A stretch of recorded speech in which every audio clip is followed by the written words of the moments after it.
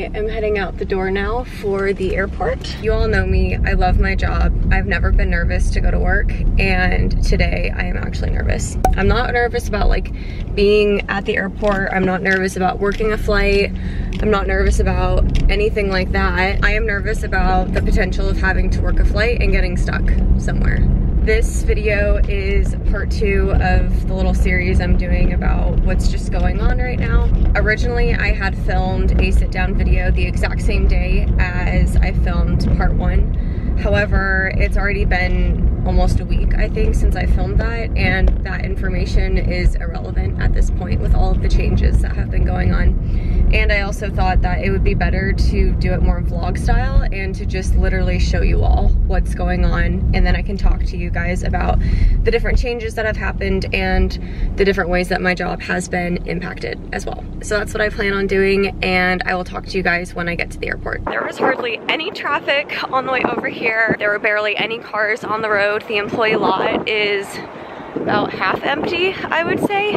So I have a feeling that the airport itself is going to be probably pretty empty as well. There's actually a lot more people here at the airport than I was expecting. I was genuinely thinking that it was going to be just completely vacant, like a ghost town. I've been sitting here on standby for about 2 hours and I haven't been called yet, so I have 4 more hours, and then if I don't get called, I will get to go home. So as you all can see, I have been called for a trip. So the first thing I'll be doing is wiping down my jump seat with a Clorox wipe just to be extra safe, and the phone as well.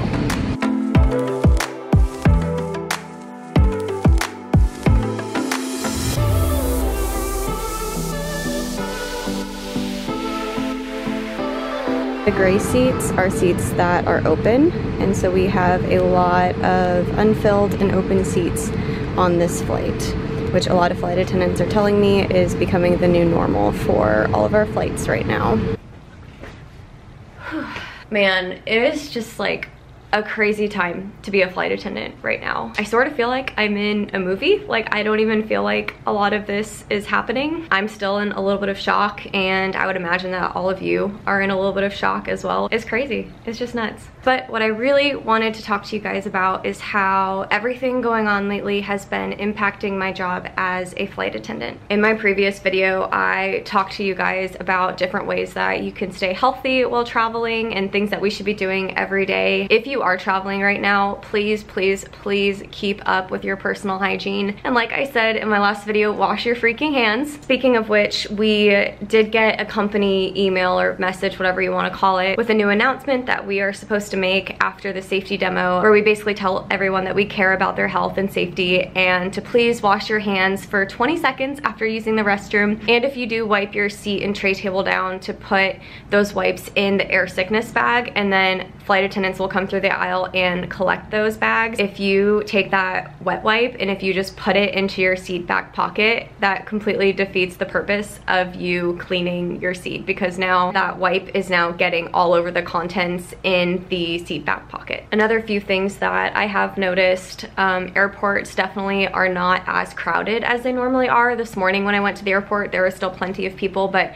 obviously I have seen it much more crowded before, especially the week of spring break. Flight loads across the board are a lot lower. There's a significant amount of less people traveling. And I do know that for a lot of airlines, if a flight is not booked to a certain capacity, they're just gonna start canceling those flights. I have noticed that a lot of passengers are cleaning their tray tables and their seats and everything as they board the aircraft. I normally rarely see people do that, and now I'm seeing it all the time. So in the airline business, everything is about seniority. Whether you are a pilot or a flight attendant, your seniority matters so much within the company. So a lot of people might be wondering, okay, well, if all of the flights to China were canceled, how is that affecting me? Someone who has only been a flight attendant for 2 years, and obviously I cannot bid for China and hold that. So when all of the flights to China started canceling, all of those flight attendants who normally work those trips now have to find other trips to work. So already we are having a smaller amount of trips and more flight attendants. And then hit the European travel ban. I did not notice much of a difference with my schedule when it was just the China restrictions. However, I have noticed a huge difference now that the European travel ban has been put into place. So now we have not only all of the flight attendants who work China, we also have all of the flight attendants who normally work Paris,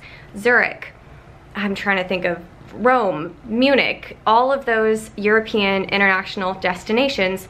All of those flight attendants are now scrambling to try to find other trips to work. So the issue that we're having now is there is an abundance of flight attendants and there are not enough trips to go around for everyone. One thing I have noticed is that normally in March when I'm on reserve, I am maxed out of flying. Like, they are calling me every single day to work trips because it's spring break and there are so many flights and it's normally one of the busiest times of the year for us. Today is March 15th and I have only been called to work about 20 hours this whole month.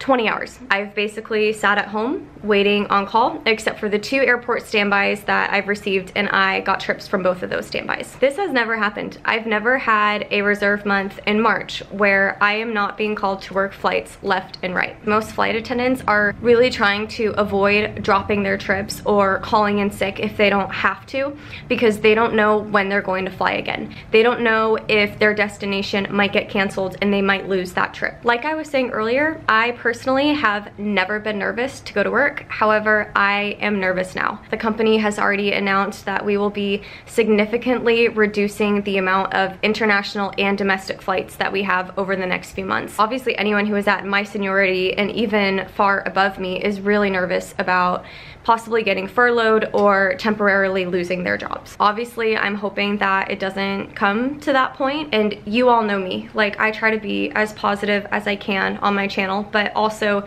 being realistic, that is something that very likely could happen. My company is offering voluntary leaves for the month of April, and like, I can't even believe the words are coming out of my mouth, but I'm considering applying for one. Just because, like I said earlier, my fear of flying somewhere and getting stuck is giving me serious anxiety when I come to work. And also, I've been flying high time for the past 2 years and I have never given myself a break and I've never given myself time off. So I think for my own mental health and just for peace of mind, I might apply for that leave and just see if I get it. The deadline to apply is 2 days from now, so I'm gonna sleep on it tonight and see how I feel tomorrow. The thing that really scares me is if I take this voluntary leave and then get furloughed on top of that, then I'm gonna go months without pay. But I'm also trying to remind myself that I have money in savings, Eric has a job, and I have YouTube, and I have all of you to thank, like, from the bottom of my heart. So that is what's going on with me and my little job update. I will continue to update you all and let you know how I'm doing and what my plans are for